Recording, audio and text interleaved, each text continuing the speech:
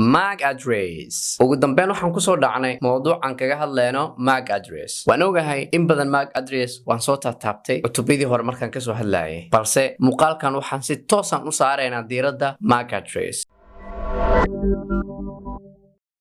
haddaba MAC address maxaa laga soo gaabiyey MAC address waxaa laga soo gaabiyey media access control MAC address waxaa loo isticmaalaa in kombiyuutarkaada looga heebsooco kombiyuutarada kale heebsooc markaan ku leeyahay waxaa ula jeedaa kombiyuutarka aad iga daawanaydo ama mobilka iga daawanaydo waxaa jiro mobile ama kombiyuutar u eg isku model ay yihiin balse mobilkaada iyo mobilkayga ama kombiyuutarkaada ama kombiyuutarkayga markii meel la wada keeno maxaa lagu aqoonsanayaa markii laga soo gudbo operating system ku jira iyo sawirada saaran waxaa lagu aqoonsanayaa MAC addresska media access controlka haddaba waxaa jiro laba nuuc oo mobilkaada ama kombiyuutarkaada ku helo address nuuca koowaad waxaa loo yaqaanaa logical addressing markaa ku leeyahay waxa hoos imaanayo IP addresskii aan kaga soo hadalnay muuqaalkankii ka horeeyay IP address wuxuu u suurtagelinayaa aaladda isticmaalayso inay la xiriirto aaladaha kale nooca labaad waxaa loo yaqaanaa physical addressing waxa hoos imaanayo MAC addresska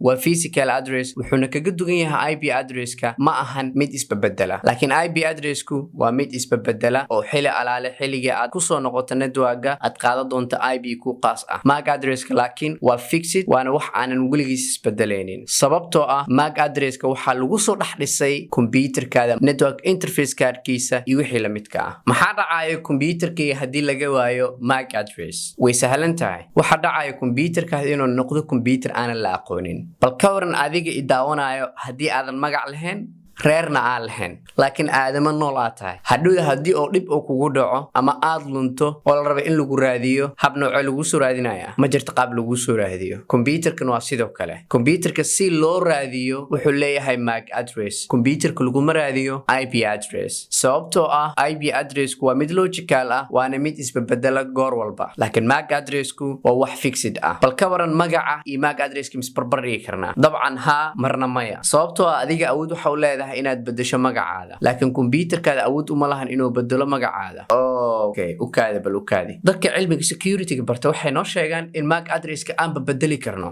dabcan waa sax MAC addresska kombiyuutarkaada ku imaada ma bedeli kartid laakiin saacado kooban daqiiqado yar waad iska bedeli kartaa mar haddii kombiyuutarkaada restart u dirto ama aad dimido oo aad soo daarto wuxuu ku soo daarmi doonaa MAC addresskii originalki ahaa laakiin inta uu daaran yahay kombiyuutarkaada haddii aad ka bedesho MAC addresska wuu bedelmayaa laakiin waxa ogaataa mar kastoo aad dimiso wuxuu ku soo noqon doonaa xaaladiisa saxda ah waana la ogaan karaa kombiyuutarkaada markuu iska bedelo MAC addresska si fudud muuqaalka xig waxaan ku baran doonaa habka aan ku ogaan lahayn kombiyuutarkeena MAC addresskiisa